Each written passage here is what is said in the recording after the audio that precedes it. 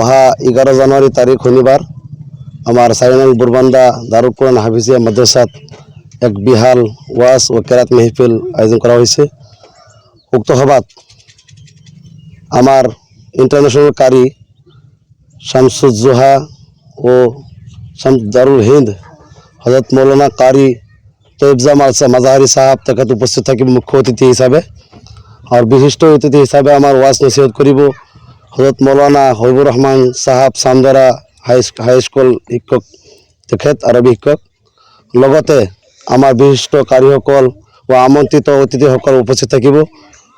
গতিকে উক্ত সভাত সমূহ অসমবাসী তথা আমাৰ সমূহ ৰাইজলৈ এই সভাত উপস্থিত থাকিবৰ কাৰণে দুজাহানৰ অংশীদাৰ হ'বলৈ দোৱাত অংশীদাৰ হ'বলৈ তেখেতসকলক অনুৰোধ জনাইছোঁ। আৰু লগতে এই সভাৰ যোগেদি সমূহ অসমবাসী ৰাইজক এটা বাৰ্তা দিব বিচাৰিছোঁ সভাৰ যোগেদি যে সকলোৱে যাতে আমি অসমখনত যাতে শান্তি বা বসবাস কৰিব পাৰোঁ, বিভিন্ন ধৰ্ম ভাষাভাষী লোকসকলে যাতে আমি একেলগে মিলাপ্ৰীতিৰে যাতে মানুহ থাকিব পাৰোঁ তাৰে কামনা কৰি আমি সভাখন আয়োজন কৰিছোঁ। আৰু লগতে আমাৰ মহিলাসকলৰ ওয়াজ ইয়াত হ'ব, তেখেতসকলে যাতে অংশগ্ৰহণ কৰে তাৰ কাৰণে সকলোকে অনুৰোধ জনাইছোঁ। আৰু লগতে আজি আপোনালোকে ইয়াত উপস্থিত থকাৰ কাৰণে আপোনালোকক ধন্যবাদ জনাইছোঁ। শান্তিৰ কামনাৰে আমি এইখন সভাখন অনুষ্ঠিত কৰিছোঁ।